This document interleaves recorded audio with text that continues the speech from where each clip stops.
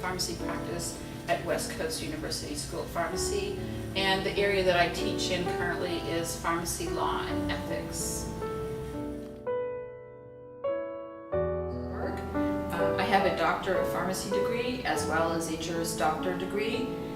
I did my undergraduate pre-pharmacy requirements at UCLA, and I went to the USC School of Pharmacy where I obtained my Doctor of Pharmacy degree. I later went to law school at the Southwestern University School of Law to get my JD. So how did I enter pharmacy law area of practice? I didn't originally consider it. I first met someone when I was in pharmacy school and caught my attention that they were both a doctor of pharmacy and a lawyer. I didn't pursue it immediately. I practiced for a number of years. I did hospital pharmacy, inpatient, outpatient. I did some pediatric inpatient and outpatient, as well as geriatric consulting at skilled nursing facilities. But ultimately went back to school many years later and got my doctorate degree in law and became an attorney, but never really left the practice of pharmacy. I always wanted to integrate it with pharmacy.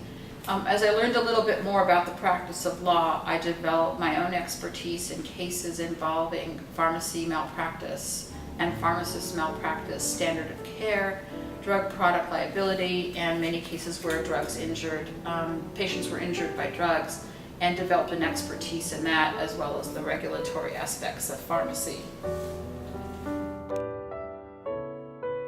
So what is a pharmacist practicing in the regulatory environment? What do they do? Pharmacists can actually practice in various settings involving regulatory.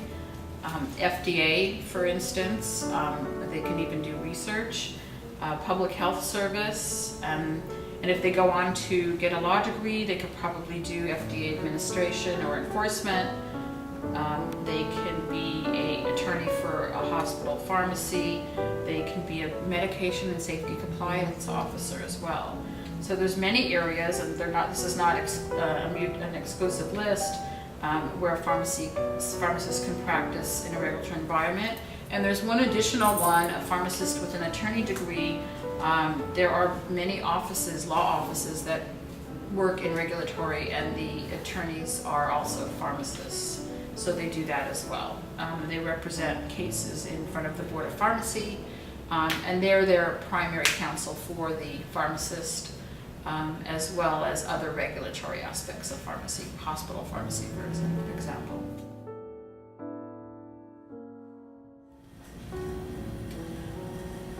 What is the role and responsibility of a pharmacist in the regulatory area?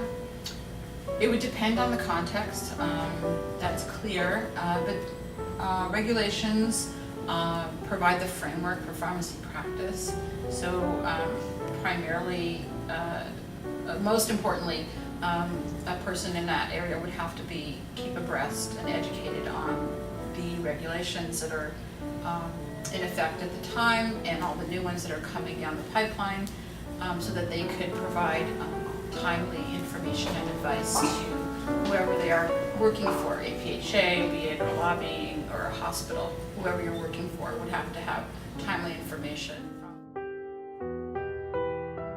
There really aren't any limits on what a pharmacist can do in the regulatory environment, and I'll use another example. APHA is another place you can parlay advocacy skills to work in the American Pharmaceutical Association.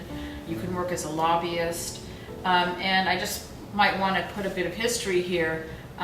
Some of the amendments we talk about in our Controlled Substance and FDCA Act in our law class have to do with two people who were instrumental in passing some of those things. One is Senator and Vice President Hubert Humphrey, and he was a pharmacist, so you can reach many different levels with the skills that you earn as a pharmacist and as an attorney, and perhaps even with an MBA. There is currently, and there was another congressman that worked with him who also was a pharmacist at the time, called on the Durham-Humphrey Amendment. then even currently there's a congressman someone who's running for Congress who's a pharmacist. So your limits are endless. What's the benefit to being a pharmacist in the regulatory area? I'd have to say you're practicing in an area that's always changing, so there's a lot of quick changes, and you're keeping abreast of everything that's new, so it's fresh, and you're able to learn new things. You keep your finger on the pulse of society. As society changes, the laws change too with them. Okay, so in conclusion, it's very rewarding to practice in the area that I do, where I bridge pharmacy and law, or actually sit on the wall between the two areas and synthesize those concepts and help people understand from both sides what applies to them.